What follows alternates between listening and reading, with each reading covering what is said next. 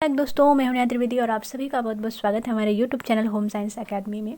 तो आज हम जो पढ़ने वाले हैं, आज का हमारा टॉपिक है संचार, कम्युनिकेशन, जो कि आपका एक्सटेंशन एजुकेशन से लिया गया है और ये आपके एग्ज़ाम के पॉइंट ऑफ व्यू से बहुत ही इंपॉर्टेंट टॉपिक होने वाला है। तो आइए हम बिना टाइम वेस्ट किए अपने वीडियो को स्टार्ट करते हैं और आज बात करते हैं अपने पहले पॉइंट पर। पहला पॉइंट हमारा कह रहा है संचार। संचार मतलब होता क्या है? संचार यानी कि कम्युनिकेशन। संचार मतलब होता है कि एक व्यक्ति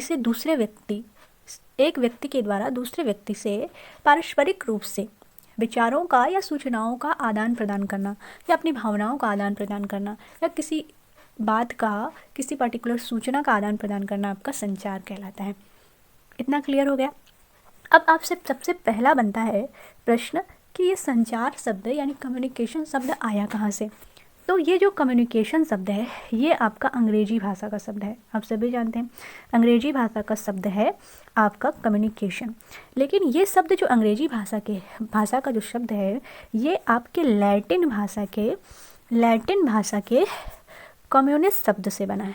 ठीक है, कौन से शब्द से? कम्युनिस्ट शब्द से बना है। कम्युनिस्ट शब्द से आपका बना है क्या? कम्युनिकेशन। क्लियर? इतना क्लियर हो गया होगा। कम्युनिस्ट शब्द से आपका बना है कम्युनिकेशन, जो कि आपके लैटिन भाषा का शब्द है। ये पूछा जाता है क्वेश्चन, ये इंपॉर्टेंट है, इसको आप नोट कर लीजिए कहीं पर। ठीक है, इतना क्लियर हो गया। अब आपसे बात करता है कि जो इस प्रकार का कम्युनिकेशन होता है ये एक तरीके का दोहरा प्रवाह होता है, एक तरफा नहीं होता। यानी एक व्यक्ति होगा जो सूचनाओं का आदान प्रदान करेगा, इसको हम कहते हैं संचारक। ठीक है, क्या कहते हैं? इसको हम संचारक कहते हैं, संचारक होता। या हम इसको सेंडर कहते हैं। क्या कहते हैं? सेंडर कहते हैं या फिर हम इसको कहते हैं कम्युनिकेटर। ठीक है, या हम इसको कम्युनिकेटर कहते हैं, या हम इसको मैसेंजर भी कहते हैं। ठीक है, मैसेंजर कहते हैं, या हम इसको इनकोडर भी कहते हैं। ठीक है, इतने नामों से आपका ये व्यक्ति जाना जाता है जो संचार करता है। ये बहुत ही इम्पॉर्टेंट कड़ी होती है आपके संचार प्रणाली की, मुख्य कड़ी और आपकी प्रथम कड़ी होती है जो संचारक होता है यानी कम्युनिकेटर होता है। क्लियर हो गया इतना? कम्युनिकेटर क्या है? बहुत ही इम्पॉर्टेंट कड़ी है आपके संचार प्रणाली के। इसके बिना आपके संचार संभव नहीं है, संचार हो ही नहीं सकता। तो ये बहुत इम्पॉर्टेंट है।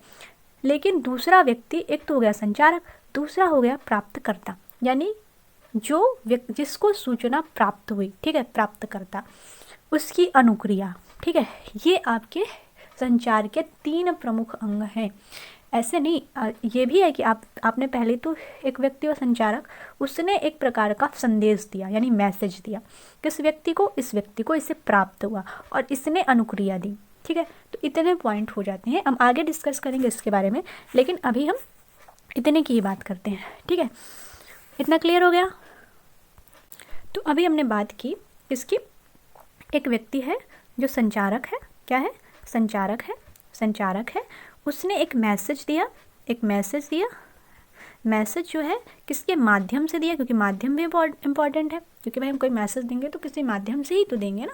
जैसे आप फ़ोन कॉल्स कर सकते हैं, मैसेज मोबाइल के द्वारा कर सकते हैं, व्हाट्सएप के, तब किसी के थ्रू भी, माइक के थ्रू, आप जिस माध्यम से अपने संदेश को दे रहे हैं या जो मैसेज भेज रहे हैं वो भी आपका इम्पॉर्टेंट है। उसके बाद एक व्यक्ति है जिस तक सूचना पहुँची और उसने रिस्पॉन्स क्या किया। तो ये आपस में कड़ियाँ बनती चली जाती हैं, ये आपका कम्युनिकेशन हो जाता है। इसको हम कहते हैं कम्युनिकेशन। ठीक है, अब जैसे अभी हमने बात करी कम्युनिकेशन की, तो इसमें आपका, जैसे अभी हमने बात की ना, संप्रेषक हो गया, संदेश हो गया, माध्यम हो गया, प्राप्तकर्ता हो गया। इतना जो है आपको क्लियर होना चाहिए।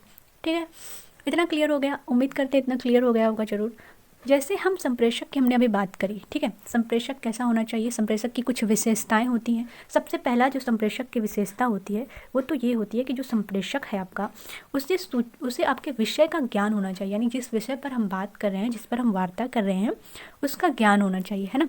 दूसरा आपका उसके संचार कौशल होना चाहिए, संचार करने की उसका कौशल होना चाहिए, उसे आना चाहिए कि किस तरीके से हम अपनी बात को दूसरे तक पहुँचा रहे हैं, अगला व्यक्ति उस बात को समझ रहा है।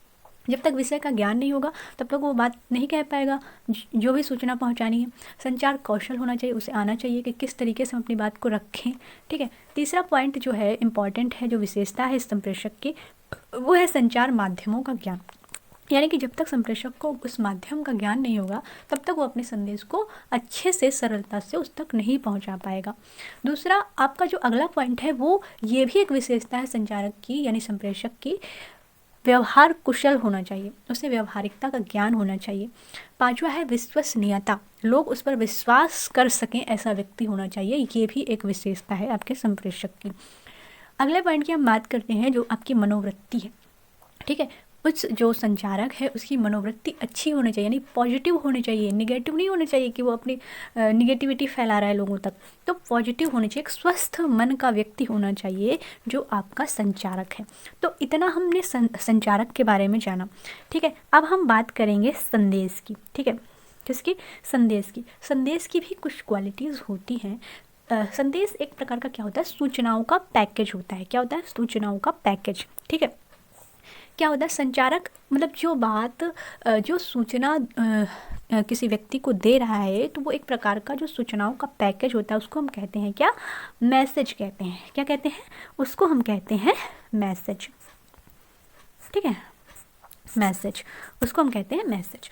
तो ये मैसेज जो होता है इसकी भी एक क्वालिटी होती है ना, मैसेज की भी क्वालिटी होती है। ऐसे तो नहीं मैसेज हम किसी तक पहुंचा देंगे, तो उसके बारे में भी हम बात करेंगे, ठीक है। तो आपका जो मैसेज होता है उसको हम ट्रिक से जानेंगे, ठीक है, समझेंगे। इसको हम कहते हैं स्पीड। क्या कहते हैं? स्पीड कहते हैं।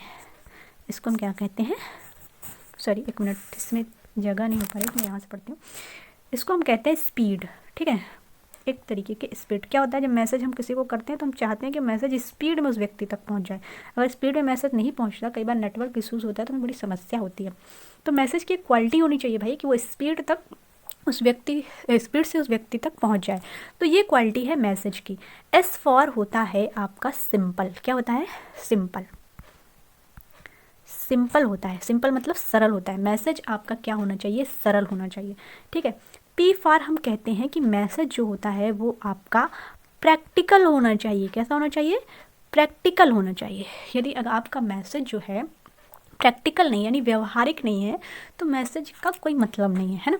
तो क्या होना चाहिए? मैसेज जो है आपका सिंपल होना चाहिए, प्रैक्टिकल होना चाहिए। साथ ही जो तीसरा हमने क्या लिखा था? हमने लिखा था स्पीड ना, स्पीड हम लिख देते हैं यहाँ पर। स्पीड जो है हमने लिखा था। तो एस फॉर सिंपल हो गया, पी फॉर हो गया आपका प्रैक्टिकल, ई फॉर हो जाता है आपका इकोनॉमिकल। क्या हो जाता है? इकोनॉमिकल। क्या हो जाता है? इकोनॉमिकल होना है। इकोनॉमिकल मतलब होता है मितव्ययी होना चाहिए, बहुत ज़्यादा खर्चे नहीं होना चाहिए उसमें कि हम उसको बहुत सारे पैसे वेस्ट करें उसमें। तो क्या होना चाहिए? मैसेज जो है आपका कैसा होना चाहिए? सिंपल होना चाहिए, प्रैक्टिकल होना चाहिए, इकोनॉमिकल होना चाहिए। और अगला ई जो एक ई और था ना, हमने क्या लिखा था? स्पीड लिखा था ना, स्पीड लिखा था, स्पीड, ठीक है। तो जो पहले एस का मतलब सिंपल, दूसरे का पी का मतलब हो गया प्रैक्टिकल, ई का मतलब हो गया इकोनॉमिकल, और तीसरा ई जो है यानी दूसरा ई जो है उसका जो मतलब होता है वो होता है इफ़ेक्टिव। क्या होता है? इफ़ेक्टिव होना चाहिए, यानी प्रभावित करने वाला होना चाहिए। क्या होना चाहिए? प्रभावित करने वाला होना चाहिए, इफ़ेक्टिव होना चाहिए, है ना। अगला जो डी है, डी का मतलब होता है ड्यूप्लीकेबल। क्या होता है? ड्यूप्लीकेबल होना चाहिए। क्या होना चाहिए? ड्यूप्लीकेबल होना चाहिए, ठीक है। क्या होना चाहिए? ड्यूप्लीकेबल मतलब होता है दोहराए जाने वाला। यानी कि जब मैसेज जो होगा वो आपका सरल होगा, साथ ही वो प्रैक्टिकल होगा, व्यवहारिक होगा, मितव्ययी होगा, प्रभावशाली होगा तो वो दोहराया जाने वाला भी होगा। यानी कि जो मैसेज बहुत हमें अट्रैक्ट करते हैं उन मैसेज को क्या होता है? मैनी टाइम फॉरवर्ड होते हैं, बहुत बार हम उनको फॉरवर्ड करते हैं, दूसरों तक पहुंचाते रहते हैं। तो ये होती है मैसेज की गुणवत्ता, जिससे आप सभी लोग आज के समय में परिचित हैं, है ना, परिचित है ना। तो ये हुआ आपका पूरा संचार का मॉडल, यानी कि हमने कम्युनिकेशन की बात करी, जिसमें हमने संप्रेषक की बात की, हमने संदेश की बात की, माध्यम की बात हम करेंगे। माध्यम जो है हमारा यानी एक प्रकार का जिसके माध्यम से हम सूचनाओं को पहुंचाते हैं वो आपका हो जाता है माध्यम। प्राप्तकर्ता यानी कि जिससे ये सूचना प्राप्त हुई वो हो गया प्राप्तकर्ता। इतना क्लियर हो गया, ठीक है। अब हम बात करते हैं नेक्स्ट पॉइंट की। नेक्स्ट पॉइंट कह रहा है संचार के प्रकार कौन कौन से हैं। ठीक है, संचार के प्रकार क्या हैं? तो संचार आपके कई प्रकार से होते हैं, आप ये बात जानते होंगे, लेकिन हम इसको क्लियर करेंगे यहाँ पर। संचार के जो प्रकार होते हैं, पहला तो जो आपका संचार का प्रकार होता है वो होता है केंद्रीकृत संचार। क्या होता है? केंद्रीकृत संचार, जिसको हम पढ़ते हैं सेंट्रलाइज्ड कम्युनिकेशन। क्या कहते हैं? Centralised communication. ओके, इतना क्लियर? अच्छा, ये सेंट्रलाइज्ड जो कम्युनिकेशन होता है यानी केंद्रीकृत संचार होता है वो क्या है, कैसे होता है? तो यह एक प्रकार का आंतरिक होता है ना, आंतरिक होता है, अंदर की ओर होता है। अंदर की ओर कैसे होता है? यानी कि जब हम किसी व्यक्ति को केंद्र मान लेते हैं, क्या है, एक व्यक्ति है, हमने इसको केंद्र मान लिया और इससे हम बहुत सारे लोग, अन्य व्यक्ति जो हैं वो इससे जो है सवाल जवाब करते हैं, सवाल पूछते हैं, बहुत सारे लोग सवाल करते हैं। यानी एक व्यक्ति है जो केंद्र में है, बाकी लोग इससे जुड़े हुए हैं, इससे पूछ रहे हैं, या एक प्रकार का केंद्रीकृत, या हम इसे सेंट्रलाइज्ड कम्युनिकेशन के नाम से जानते हैं। इसके लिए जो बहुत ही इम्पॉर्टेंट उदाहरण है वो है आपका कक्षा संचार। क्या है? कक्षा संचार।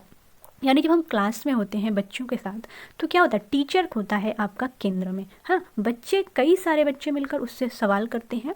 तो ये हो गया आपका, क्या हो गया? Centralised communication. ठीक है, या हम इसे कक्षा संचार कह सकते हैं। जो क्लासरूम होती है वो आपका केंद्रीकृत संचार के अंतर्गत आ जाता है। इतना क्लियर हो गया? उम्मीद करते हैं आपका सेंट्रलाइज्ड कम्युनिकेशन जो है क्लियर हो गया होगा, है ना। नेक्स्ट की हम बात करते हैं। नेक्स्ट हमारा पॉइंट क्या कह रहा है? नेक्स्ट हमारा कह रहा है संचार का जो ये प्रकार है अगला, यानी कि विकेंद्रीकृत संचार, जिसको हम डिसेंट्रलाइज्ड कम्युनिकेशन, ठीक इसका रिवर्स होता है। जो आपका विकेंद्रीकृत होता है या डिसेंट्रलाइज्ड कम्युनिकेशन होता है, ये इसका ठीक उल्टा होता है। ठीक उल्टा कैसे होता है? ठीक उल्टा मतलब होता है कि एक व्यक्ति है, अभी हम क्या कर रहे थे, अभी हम एक व्यक्ति था जो सेंटर में था और उससे बहुत सारे लोग बात कर रहे थे, वो आपका केंद्रीकृत संचार था। तो इसका ठीक उल्टा जो है, इसमें एक व्यक्ति है, लेकिन ये व्यक्ति कई सारे लोगों से सवाल कर रहा है। ठीक है, कई सारे लोगों से सवाल कर रहे हैं, यानी कि डेट करिए एक बाहर का, यानी कि ये बाहर पहुंच रहा है ना। तो ये एक बाह्य संचार, या इसकी प्रकृति जो होती है वो बाह्य होती है, हम ये कह सकते हैं। इसके लिए जो एक उदाहरण या जो एग्जाम्पल है, जैसे आपका टीवी रिपोर्टर होते हैं। टीवी रिपोर्टर होते हैं ना, टीवी रिपोर्टर क्या करता है? टीवी रिपोर्टर का काम ही यही है कि वो सबसे सवाल पूछते रहते हैं। एक व्यक्ति है टीवी रिपोर्टर जो बाकी सभी लोगों से समूह में सवाल कर रहा है, तो ये एक प्रकार का डिसेंट्रलाइज्ड कम्युनिकेशन के अंतर्गत आ जाता है। ये आपसे पूछा जाता है, तो आप इस चीज़ को नोट कर लीजिए कहीं पे। एग्ज़ाम में कई बार इससे क्वेश्चंस बने हैं आपके। ठीक है, क्लियर हो गया इतना? आई होप कि क्लियर हो गया होगा आपका। अब तीसरा जो पॉइंट है वो है आपका क्षैतिज संचार। ठीक है, क्षैतिज संचार की हम बात करेंगे, जिसे हम हॉरिजॉन्टल कम्युनिकेशन कहते हैं। क्या कहते हैं? Horizontal communication. इसकी विशेषता क्या होती है? इसकी विशेषता ये होती है कि जब कोई व्यक्ति आपस में ही, ठीक है, आपस में ही, यानी कि वो समान पद पर या समान योग्यता पर हैं, साथ ही वो कम्युनिकेशन कर रहे हैं, समान व्यक्ति है, समान पद पर काम कर रहा है और फिर संचार कर रहा है, यानी कि आपस में संचार कर रहा है कोई व्यक्ति, तो वो आपका क्षैतिज संचार के अंतर्गत आता है। इसको हम रेखीय संचार भी कहते हैं। क्या कहते हैं? क्षैतिज संचार को हम रेखीय संचार भी कहते हैं। ये एक प्रकार का रेखीय संचार होता है, क्योंकि समान व्यक्ति समान पद में है और वो आपस में बातचीत कर रहा है, तो ये एक प्रकार का रेखीय संचार हो जाता है। इसे हम क्षैतिज संचार भी कहते हैं। इसका उदाहरण यदि हम बात करें उदाहरण की, तो उदाहरण इसका बहुत ही अच्छा है कि कोई शिक्षक है और एक शिक्षक से बात कर रहा है, या कोई डॉक्टर से बात कर रहा है, कोई इंजीनियर से बात कर रहा है। तो एक ही विभाग में काम करने वाला व्यक्ति अपने ही विभाग के व्यक्ति से बात करता है, आपस में बात करता है, तो वो आपका क्षैतिज संचार के अंतर्गत या हॉरिजॉन्टल कम्युनिकेशन के अंतर्गत आ जाता है। ठीक है, इतना क्लियर? उम्मीद करते इतना क्लियर हो गया होगा। नेक्स्ट की हम बात करेंगे जो आपका आता है सर्कुलर कम्युनिकेशन, यानी कि वृत्तीय संचार। ठीक है, सर्कुलर कम्युनिकेशन क्या होता है? सर्कुलर कम्युनिकेशन होता है मतलब आपका, जैसे कोई व्यक्ति है, वो एक व्यक्ति ने एक बात कही और उस व्यक्ति के द्वारा उसने अगले व्यक्ति से कही, फिर उसने अगले व्यक्ति से कही, ऐसे करके बात धीरे धीरे धीरे धीरे करके ऐसे एक सर्कल बनाती है, और ये इससे कहा, ये इससे कहा, ये इससे कहा, और एक सर्कल की तरह बात उसी व्यक्ति पर तक आ गई जिस व्यक्ति ने इस बात को कही थी। तो ये एक प्रकार का क्या करता है, सर्कल बनाता है। ठीक है, एक प्रकार का सर्कल बनाता है, इसलिए हम इसको कहते हैं वृत्तीय संचार या सर्कुलर कम्युनिकेशन। क्लियर? इतना उम्मीद करते हैं कि इतना क्लियर हो गया होगा आपका। ओके, तो अब हम बात करेंगे नेक्स्ट की। नेक्स्ट पॉइंट हमारा क्या कह रहा है, अनौपचारिक संचार। ठीक है, इतना हमने क्लियर कर लिया अभी पिछला। अब हम बात करेंगे अनौपचारिक संचार। अनौपचारिक संचार की विशेषता ये है कि ये आपका लचीला होता है। ठीक है, इसमें संशोधन कर सकते हैं, संशोधन किए जा सकते हैं, लचीला होता है एक प्रकार का। इसमें आपके 2 पॉइंट्स होते हैं। ठीक है, एक तो होता है ऊर्ध्वाधर। क्या होता है? ऊर्ध्वाधर। जो आपका ऊर्ध्वाधर होता है, हम लिखते हैं ऊर्ध्वाधर होता है, वो आपका नीचे से ऊपर की ओर होता है। क्या होता है? नीचे से ऊपर की ओर होता है, ऐसा संचार जो होता है। ठीक है, एक तो होता है आपका अधोधर। क्या होता है? अधोधर। अधोधर जो होता है वो आपका जो होता है वो ऊपर से नीचे आता है। ठीक है, अधोधर क्या होता है? ऊपर से नीचे आता है। ऊर्ध्वाधर जो होता है नीचे से ऊपर की ओर जाता है। इस प्रकार के संचार को हम कहते हैं, यानी कि जो ऊपर नीचे से ऊपर जाता है उसको हम कहते हैं ऊर्ध्वाधर, जो ऊपर से नीचे की ओर आता है उसको हम कहते हैं अधोधर। ठीक है, क्लियर हो गया इतना? यानी कि कोई बात यदि हम अपने अधिकारी तक पहुंचा रहे हैं, कोई निचले स्तर का व्यक्ति है, कर्मचारी है, वो ऊपर के व्यक्ति अधिकारी तक बात पहुंचा रहा है, तो ये होगा ऊर्ध्वाधर संचार। ठीक है, अधोधर मतलब अधिकारी है, कोई सूचना अपने नीचे कनिष्ठ सहायक के पास पहुंचा रहा है, तो वहाँ पर ये हो गया अधोधर संचार। क्या हो गया? अधोधर संचार। इतना क्लियर हो गया? ठीक है, इतना। अब हम अनौपचारिक संचार के अंतर्गत और भी कुछ पॉइंट्स पढ़ते हैं। जैसे आपका अंगूरी लता या प्रोपेगेंडा आ जाता है। अंगूरी लता जिसको हम ग्रैप्सवाइन संचार भी कहते हैं। क्या कहते हैं? इसको हम कहते हैं ग्रैप्सवाइन संचार। इसमें जो है आपका आता है कि यानी कि अगर कोई व्यक्ति है, कोई संस्थान से जुड़ा हुआ है, कोई काम कर रहा है, और वो आपस में जब जो उसका औपचारिक संबंध है उनको भूल जाता है, यानी कि जो व्यक्ति है वो संस्थान से किसी जुड़ा है, पर्टिकुलर किसी संस्था से जुड़ा है, या किसी ऑफिस से जुड़ा हुआ है, और उसका एक काम है, एक वर्क है, उसका पूरा एरिया है, लेकिन उस औपचारिक संबंध को भूलकर वो व्यक्तिगत रूप से आपस में बातचीत करते हैं, उसको हम कहते हैं ग्रैप्सवाइन संचार। क्या कहते हैं? ग्रैप्सवाइन संचार। क्लियर? अगर प्रोपेगेंडा की बात करें तो प्रोपेगेंडा जो होता है वो एक प्रकार का जानबूझकर कोई अफवाह फैला देना, कोई झूठी बात फैला देना, वो होता है प्रोपेगेंडा। लोग बोलते हैं ना कि प्रोपेगेंडा बना दिया उस बात का, तो ये हो जाता है आपका प्रोपेगेंडा। क्लियर हो गया इतना? आई होप कि इतना क्लियर हो गया होगा आपका। अगर हम नेक्स्ट पॉइंट की बात करें, ठीक है, नेक्स्ट पॉइंट हमारा कह रहा है अंतःवैयक्तिक संचार। क्या है? अंतःवैयक्तिक संचार, यानी कि इंट्रापर्सनल कम्युनिकेशन। ठीक है, इंट्रापर्सनल कम्युनिकेशन क्या है? इंट्रापर्सनल कम्युनिकेशन यानी कि जब कोई व्यक्ति जो होता है, ठीक है, वो स्वयं से स्वयं की बात करता है, यानी हम आपस में आत्ममंथन करते हैं या स्वमूल्यांकन करते हैं। क्या करते हैं? खुद से बातें करना, स्वमूल्यांकन करना, आत्ममंथन करना, ये आपका कहलाता है इंट्रापर्सनल, यानी कि अंतःवैयक्तिक संचार। ऐसा करते हैं ना, कई बार हम किसी बात को अपने आप से अपने ही मन में मंथन करते रहते हैं, तो इस तरीके का जो संचार होता है इसको हम कहते हैं intrapersonal communication. Clear? Next point है हमारा अंतर्वैयक्तिक संचार, जिसको हम इंटरपर्सनल कम्युनिकेशन भी कहते हैं। क्या कहते हैं? इंटरपर्सनल कम्युनिकेशन यानी अंतर्वैयक्तिक कम्युनिकेशन। अंतर्वैयक्तिक संचार जो होता है इसको हम कहते हैं कि जब कोई व्यक्ति आपस में बात कर रहे हैं, 2 व्यक्ति हैं वो आपस में अपनी बात कर रहे हैं, उसको हम कहते हैं अंतर्वैयक्तिक कम्युनिकेशन। इसका जो क्षेत्र होता है बहुत ही व्यापक होता है और निश्चित होता है, और अधिक प्रभावशाली ये संचार कहलाता है आपका। पूछ सकता है आपसे क्वेश्चन कि सबसे अधिक प्रभावशाली कम्युनिकेशन कौन होता है, तो आप बोलेंगे इंटरपर्सनल कम्युनिकेशन, जो कि अंतर्वैयक्तिक कम्युनिकेशन के, यानी कि जिसे हम अंतर्वैयक्तिक कम्युनिकेशन या अंतर्वैयक्तिक संचार के नाम से जानते हैं। क्लियर? इतना क्लियर हो गया होगा। अब हम बात करेंगे, हाँ, इसी में आपका शाब्दिक संचार भी आता है। ठीक है, शाब्दिक संचार यानी शाब्दिक संचार यानी कि वर्बल कम्युनिकेशन, जिनको हम अपनी भाषा के द्वारा, शब्दों के द्वारा प्रचार करते हैं या बातचीत करते हैं। इसमें आपका 2 प्रकार आता है, ठीक है। आपका जो शाब्दिक संचार है यानी वाचिक है, वर्बल कम्युनिकेशन, एक तो आपका लिखित होता है। कैसा होता है? लिखित होता है। दूसरा इसी में आपका लिखित के साथ साथ मौखिक भी होता है, ठीक है।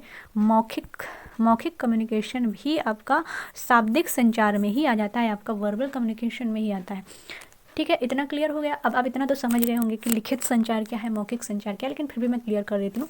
लिखित संचार यानी कि किसी बात को हम समझाने के लिए शब्दों का चयन करते हैं, उसको लिखित रूप में अपनी भाषा मतलब लिपिबद्ध करते हैं, वो आपका लिखित कम्युनिकेशन हो गया। मौखिक रूप से मतलब है कि हम अपनी भाषा के द्वारा, यानी बोल कर किसी बात को कहना, लिपिबद्ध होकर नहीं बल्कि बोल कर किसी बात को कहना, ये आपका हो जाता है मौखिक संचार। मौखिक संचार की विशेषता ये है कि आमने सामने बैठकर वार्ता करने से क्या होता है कि बात संक्षिप्त रूप से की जा सकती है। लिखने में उस चीज़ को हम बहुत ही विस्तृत तरीके से लिखते हैं क्योंकि हमें उसे समझाना होता है अपने शब्दों के द्वारा, लेकिन जब हम मौखिक रूप से किसी बात को बोलते हैं तो भाव भंगिमाओं के द्वारा या कैसे भी करके हम उसमें एक तरीके का संक्षिप्तता होती है, हम बात को कम समय में और अधिक स्पष्ट तरीके से कह सकते हैं। तो ये इसकी विशेषताएँ होती हैं। यहाँ हम निश्चित शब्दों का चयन करते हैं, आवृत्ति पदों का भी प्रयोग कर लेते हैं, एक तरीके की क्रमबद्धता होती है बात करने में, तो आपका गुड माना जाता है मौखिक जो संचार होता है। ऐसा नहीं कि लिखित नहीं माना जाता है, लिखित भी कई मामलों में बहुत अच्छा माना जाता है। इसकी भी कुछ विशेषताएं हैं, जैसे सबसे पहले तो विश्वसनीयता होती है। इसमें क्या होता है, लिखित में हम साक्ष्यों का रिकॉर्ड रखते हैं, ठीक है। लिखित कोई बात रखी है तो वो प्रामाणिक मानी जाती है, लिख कर रखते हैं। एक तरीके की उस सामग्री की गोपनीयता होती है, एक विस्तृत विषय वस्तु को हम इसमें क्लियर कर सकते हैं लिखित द्वारा, ठीक है। इतना क्लियर हो गया? आई होप कितना क्लियर हो गया होगा आपको समझ में आ रही होगी क्लास। नेक्स्ट है आपका, जैसे हमने अभी मौखिक की बात कर ली, ठीक है। मौखिक संचार में अभी हमने इसी में इतना ही क्लियर कर लिया। मौखिक क्या होता है कि हम अपनी बात को भाषा के द्वारा, जो कि हम लिपिबद्ध नहीं करते बल्कि बोल कर या अपनी जुबानी भाषा के माध्यम से उस बात को कहते हैं, वो आपका लिखित संचार के अंतर्गत आ जाता है। बहुत ही सरल है या प्रबल होता है ये संचार जो होता है मौखिक संचार। इसमें केवल संचार की जो संचारक होता है उसकी कला बहुत ही सर्वश्रेष्ठ होती है, उसकी बोलने की कला कैसी है ये बहुत ही इम्पॉर्टेंट होता है, ठीक है। क्लियर हो गया इतना? लिखित की भी हमने बात कर ली। लिखित होता है कि हम किस तरीके से अपनी बात को लिपिबद्ध करके अगले व्यक्ति तक पहुंचाते हैं। जैसे कोई सूचना निकालता है कोई अधिकारी, तो लिखित रूप से हम सूचना निकालते हैं, या कोई प्रस्ताव निकलता है, आदेश निकलता है, सुझाव या शिकायत, इस तरीके से हम लिखित रूप से देते रहते हैं। वो आप सभी लोग जानते हैं। हमने कोई एप्लीकेशन दिया, कोई समस्या है तो हम लिखित रूप से उसको भेजते हैं अधिकारी के पास या कहीं पर भी। तो ये सारी चीज़ें आपकी लिखित विशेषताओं के अंतर्गत आ जाती हैं। क्लियर? एक तो आपका हो गया, अभी हमने बात की जो कि आपका शाब्दिक संचार था। क्या था? शाब्दिक संचार था। अब हम बात करेंगे अशाब्दिक संचार की, यानी कि नॉन वर्बल कम्युनिकेशन। इसमें क्या होता है कि इसमें हम किसी भाषा का प्रयोग नहीं करते हैं, ठीक है। हम किसी भाषा का प्रयोग किए बिना, यानी बिना कुछ बोले अपने संदेश को दूसरे व्यक्ति तक पहुंचा देना, ये आपका नॉन वर्बल कहलाता है। क्या कहलाता है? नॉन वर्बल कहलाता है। इसमें हम क्या करते हैं, हम भाव भंगिमाओं का प्रदर्शन करते हैं। क्या करते हैं? भाव भंगिमाओं का प्रदर्शन करते हैं। वो आपका कहलाता है क्या? अशाब्दिक संचार। भाव भंगिमाओं का प्रदर्शन करते हैं, इसके माध्यम से हम जो है अपनी बात दूसरे व्यक्ति तक पहुंचा देते हैं। इसमें भी आपके कई तरीके से हम पहुंचाते हैं। कैसे? एक तो आपका श्रव्य हो गया, श्रव्य माध्यम से, ठीक है। श्रव्य माध्यम से, दृश्य माध्यम से, ठीक है। एक तो आपका दृश्य श्रव्य दोनों आ जाता है। क्या जाता है? दृश्य भी होता है और श्रव्य भी होता है। इसमें कौन कौन सी चीज़ें होती हैं सभी आप लोग जानते हैं या हम आगे इस पर चर्चा करेंगे। तो जो श्रव्य माध्यम से होता है, श्रव्य में हम क्या करते हैं, हम केवल अपनी श्रवणेंद्रियों का प्रयोग करते हैं, उसके माध्यम से हम जो है अपनी बात जो है लोगों तक पहुंचाते हैं। दृश्य माध्यम से हम दृष्टि का प्रयोग करते हैं, हम देखकर उन चीज़ों को पहुंचाते हैं, है ना, यानी कि विजुअल होती है वो चीज़ देखकर हम कहते हैं। दृश्य श्रव्य माध्यम में हम देखते भी हैं, सुनते हैं, यानी कि हम अपनी जो देखने की जो इंद्रियां हैं या सुनने की श्रवणेंद्रियां, उन दोनों का प्रयोग करके हम चीज़ों को समझते हैं। इस प्रकार का कम्युनिकेशन आपका दृश्य श्रव्य कम्युनिकेशन कहलाता है, जिसमें आपकी जो कठपुतली होती है वो दृश्य श्रव्य माध्यम दोनों में आ जाती है। आपके पोस्टर होते हैं ना, पोस्टर होते हैं, फ्लैश कार्ड होते हैं, ये आपके दृश्य में आ जाते हैं। श्रव्य में आपके ऑडियो आ जाते हैं। रेडियो है, जैसे रेडियो आपका क्या होता है, श्रव्य होता है। श्रव्य माध्यम से हम सूचनाओं को पहुंचाते हैं। क्लियर हो गया इतना? आई होप कितना क्लियर हो गया होगा, आपको कोई समस्या नहीं हुई होगी। अगला जो पॉइंट है जो आपके श्रव्य में आता है, क्या आता है, श्रव्य में आता है प्रोक्सेमिक्स संचार। क्या आता है? प्रोक्सेमिक्स संचार। क्लियर? अच्छा, प्रोक्सेमिक्स संचार है क्या? प्रोक्सेमिक्स संचार की अगर हम बात करें तो ये एक प्रकार का ऐसा संचार होता है जिसमें जहाँ पर भौतिक दूरी के आधार पर मिलने वाले संकेतों का अध्ययन किया जाता है। यानी उस व्यक्ति की कितनी भौतिक दूरी है, भौतिक रूप से कितना दूर है, उसमें जो संकेत होते हैं उन माध्यम से हम उसका इस माध्यम से हम उनका जो है अध्ययन करते हैं, उसको हम कहते हैं प्रोक्सेमिक्स संचार। ठीक है, इसमें कहते हैं कि यदि जो संचारक है, ठीक है, जो संचारक है यदि उसकी भौतिक दूरी कम है, क्या है, जो संचारक है, संचारक की यदि भौतिक दूरी कम है, ठीक है, कम है तो क्या होता है, संबंध है। इसका मतलब कम है, अगर भौतिक दूरी कम है, भौतिक दूरी यदि कम है तो इसका मतलब है कि संबंध अच्छे हैं। क्या है? संबंध अच्छे हैं। भौतिक दूरी कम होती है तो संबंध क्या होते हैं, अच्छे होते हैं। प्रोक्सेमिक्स संचार कह रहा है। लेकिन अगर उसकी भौतिक दूरी अधिक है तो इसका मतलब ये है कि संबंध जो है वो अच्छे नहीं हैं। पूछा जाता है ये क्वेश्चन, तो आप इस चीज़ को बहुत अच्छे से पढ़िएगा कि यदि कहता है कि भौतिक दूरी कम है तो इसका मतलब है कि संदेश अच्छा है, मानी कि उसका जो संबंध है वो अच्छा है। लेकिन अगर भौतिक दूरी कम है तो इसका मतलब है कि संबंध जो है वो अच्छे नहीं हैं। क्लियर? इतना क्लियर? आगे हम बात करेंगे। आगे हमारा जो नेक्स्ट पॉइंट है वो कह रहा है काइनेमिक्स संचार, इसी के अंतर्गत आता है। काइनेमिक्स संचार में हम क्या करते हैं, संचारक जो संचारक होता है उसके द्वारा जो उसकी शारीरिक स्थितियाँ होती हैं या फिर उसकी जो मुद्राएं होती हैं, उसका जो बॉडी मूवमेंट होता है, ठीक है, उसके द्वारा उसकी गतियों का जो हम बोध करते हैं उसको हम कहते हैं काइनेमिक्स संचार। यानी जब हम किसी खिलाड़ी की बात करते हैं, कोई प्लेयर की बात करते हैं तो क्या करते हैं, उसको ओजपूर्ण ढंग से बताते हैं, बहुत अच्छे से एक्टिव मोड में बताते हैं, तो उसको हम कहते हैं काइनेमिक्स संचार। और हम इस चीज़ का अध्ययन करते हैं, उसकी धीमी गति, तेज गति, ये सारी चीज़ों का मतलब अगला हम जो बात करने वाले हैं वो है इसमें। ठीक है, यानी काइनेमिक्स क्या हो गया, काइनेमिक्स मतलब हम उसकी उस व्यक्ति की शारीरिक स्थिति, उसकी मुद्राएं, उसका हाव भाव, यानी उसका पूरा बॉडी मूवमेंट का बोध करते हैं, उसका अध्ययन करते हैं। ये आपका काइनेमिक्स संचार कहलाता है। नेक्स्ट, इतना क्लियर हो गया। अगला जो है वो हम बात करते हैं पारा संचार या पाराभाषा या वॉक मॉडल। इसको हम तीनों नाम से जानते हैं। एक तरीके का अध्ययन होता है। कैसा अध्ययन होता है कि इसमें क्या होता है, संचारक होता है उसके मुख से जो आवाज़ निकलती है उन आवाज़ों की विशेषताओं का अध्ययन किया जाता है। संचारक जो होता है उसके मुख से जो आवाज़ निकलती है उसकी विशेषताओं का जो अध्ययन किया जाता है, जैसे आवाज़ की तीव्रता का, ठीक है, आवाज़ की तीव्रता का, आवाज़ की धीमी गति का या उसके भारीपन का। तो इस प्रकार के यानी कि भाषा के विभिन्न पहलुओं पर जो अध्ययन किया जाता है वो आपका पारा संचार के अंतर्गत आ जाता है। क्लियर हो गया इतना? तो आज हमने सिर्फ इतने ही टॉपिक लिए थे आपके, हमने पूरा बहुत ही डिटेल से बहुत अच्छे से डिस्क्राइब किया है। आपको ज़रूर ये समझ में आया होगा, ऐसी उम्मीद है। आप लोग ज़रूर कमेंट्स करके बताइएगा कि कैसी लगी आज की आपको वीडियो।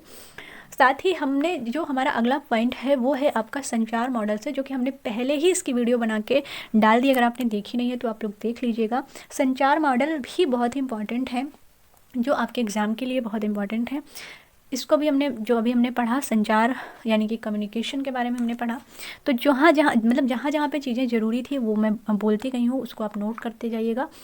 साथ ही अब हम नेक्स्ट जो वीडियो बनाएंगे वो इनकी विधियों के बारे में, या फिर अगला हम देखते हैं कि क्या बनाते हैं, या आप लोग भी सुझाव दे सकते हैं कि हम इसके आगे क्या पढ़ना चाहते हैं, कैसे आप पढ़ना चाहते हैं। तो आपके कमेंट्स का हमें इंतज़ार रहेगा। और अगर आपको वीडियोस अच्छी लगती हैं तो आप चैनल को सब्सक्राइब कीजिए, लाइक कीजिए, अपने दोस्तों के साथ भी शेयर कीजिए ताकि उन्हें भी बेनिफिट हो सके। और एग्ज़ाम के लिए आप लोग बिल्कुल निश्चिंत रहिए, एग्ज़ाम तो होना ही है, तो आप लोग अपनी तैयारी को कंटिन्यू रखिए। और इसी के साथ आज की जो क्लास है उसको हम एंड करते हैं यहीं से। आप लोग ज़रूर अपना लेकिन कमेंट्स कीजिएगा हमें, ताकि हम भी उससे प्रेरित हो सकें और अच्छी वीडियो बना सकें। तो आज के लिए इतना ही। Bye bye, take care to all of you, thank you for